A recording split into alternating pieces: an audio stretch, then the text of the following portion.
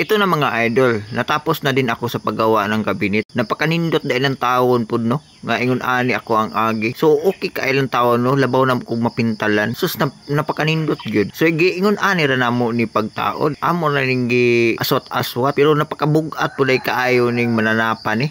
Yung tirada ko, salpak-salpak lang din yung kabinet namin, no? So, doon ko lang inasimbol doon sa labas para mabilis yung trabaho. Kapag ingon ani ang sitwasyon, dapat may alalay ka na kusgan kay dili pwede na katong walay kusog imo ang dalon nga helper kay piras ani pagkabugat kay ni siya tibok nga plywood imo gunang aswaton nga baga kay mga plywood kailangan nga kusgan gyud kaming duha ani nahirapan pa kami tingnan nyo tapos pag masalpak lang yan madali lang kasi mabilis lang yan pag masalpak na ang pagbuhat lang masyado mabigat talaga to ganito na talaga mga idol mao pa ni pagsugod namo sa trabaho first day pa namo ni pero nakabutang na dayon mi o kabinet de sa ibabaw pero okay lang no muna gingon nga ang mahirap na sa umpisa pero pag madali lang yan yung mga ganitong ingon ani nga sitwasyon medyo lisod yung kay siya no kay ato mangguning i-align labaw na og ang ato ang wuling wala sa eskwela dayon wala sa hulog so medyo mahirapan din tayo sa pag sit no so ito na lang nag-iisa ito dugtong lang to so dito mahirap din to kasi wala sa eskwela ganito yung sitwasyon pag wala sa eskwela ganito na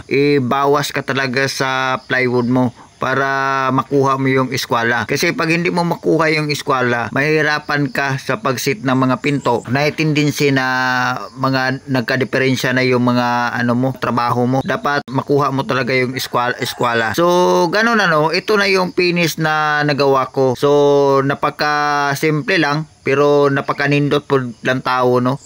Ingon ani siya no. Ingon ani ni siya pag wala pa siya pintal. Pero pag mapinturahan na siya ay siyempre munindot na po kay na sa lang tao no. Kay mo klaro naman to iyang color. Labi na po og nindot nga pagka-color ang pagkapili po sa tagiya. So okay kay silang tao no. Og labaw po master pod kaayo ang imo ang pintor nga imong gikuha. So okay jud kaayo na siya. Nasa gamay kabinet dire sa lalo. Okay po kay silang tao no. Pagkahumanan ni pintal pili na ka magbutang og mga utensil dare, mga plato, mga baso. Siyempre pwede na ka maghugas o hugas sa mga kamay dyan.